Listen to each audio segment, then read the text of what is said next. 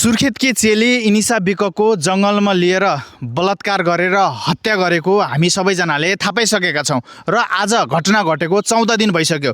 14 दिनसम्म पनि इनिसा बहिनीको शव अहिले कर्णाली प्रदेश अस्पतालमा यत्तिकै सडिरहेको छ, तर अहिलेसम्म न्याय पाएकी छैनन्। तर एकजना आरोपित दिपेश ढकालकै बुवाले के भन्दैछन्, एम ढकालले भने मेरो छोराले यस्तो गर्न सक्दैन, किनभने म पैसावाला मान्छे हो, मेरो घर 4 तलाको छ, मेरो घरमा चारैतिर सिसी क्यामेरा छ, मैले मेरो छोरालाई दुबई पनि घुमाएर ल्याइसकेको छु र त्यही भएर मेरो छोराले बलात्कार गर्न सक्दैन रे।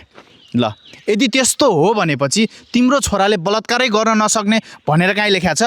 बलात्कार गर्ने भनेकै तिमीहरू जस्ताका छोराहरूले हो, जो अलिकति पैसावाला छ, जो अलिकति पावरफुलवाला छ, जसले देश विदेश घुमेको छ हो, त्यस्ताले गरिब दलितका छोरीहरूलाई बलात्कार गरेर हत्या गर्छन्। त्यो तिम्रो छोराले गरेनन्, त्यो भोलिको दिनमा अदालतले पुष्टि गर्ला।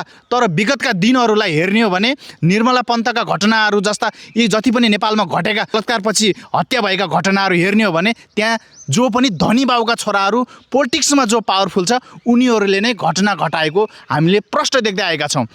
र एम ढकाललाई म के भन्न चाहन्छु भने यदि सिआइबीलाई राम्रोसँग तिमीले इन्भेस्टिगेसन गर्न दिने हो भने देऊ, यदि होइन भनेपछि सिआइबीबाट फाइल लिएर तिमीले आफै इन्भेस्टिगेसन गर, इनिसा बहिनीलाई न्याय दिलाऊ। तिम्रो छोरालाई इन्भेस्टिगेसन गर्नै नहुने हो, तिम्रो छोरालाई सोधपुछ गर्नै नहुने हो। तिम्रो छोरा अहिले हिरासतमा छ है, यत्तिकै कोही मान्छे हिरासतमा बस्दैन, बुझ्यौ नि? तिम्रो छोराको पनि त्यहाँ केही न केही गल्ती छ। यदि तिम्रो छोराले गल्ती गरेको छैन भने उसले न्याय पाउला, अदालतबाट उसले फैसला पाउला। यदि तिम्रो छोराले बलात्कारीलाई हत्यामा साथ दिएको रहेछ भनेपछि तिम्रो छोरा पनि त्यसको सजायको भागीदार हुनुपर्छ।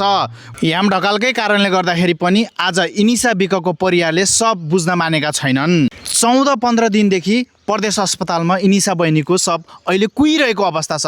त्यसबारेमा उनी केही पनि बोल्दैनन्। एम ढकाल खालि मेरो छोरा निर्दोष छ, मेरो छोराले बलात्कार गर्न सक्दैन।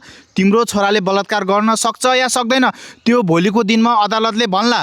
तर तिमी अहिले यति बेला बलात्कारी हत्यारा आरोपितका बुवा एम ढकाल हौ। तिमी चुप लाएर बस, सिआइबीलाई राम्रोसँग इन्भेस्टिगेसन गर्न देऊ। यो सोसल मिडियामा आएर इनिसा बिकको आवाज उठाउने साथीभाइहरूलाई, दिदीबहिनीहरूलाई तिमीले तथा नाम गाली नगर। फेरि भोलिको दिनमा जति पनि सुर्खेत, दैलेख, जाजरकोटमा दलित समुदायहरू छन्, महिला दिदीबहिनीहरू छन्, उनी तिम्रो घर घेराउ गर्न आउन चाहिँ बाध्य नहुन्।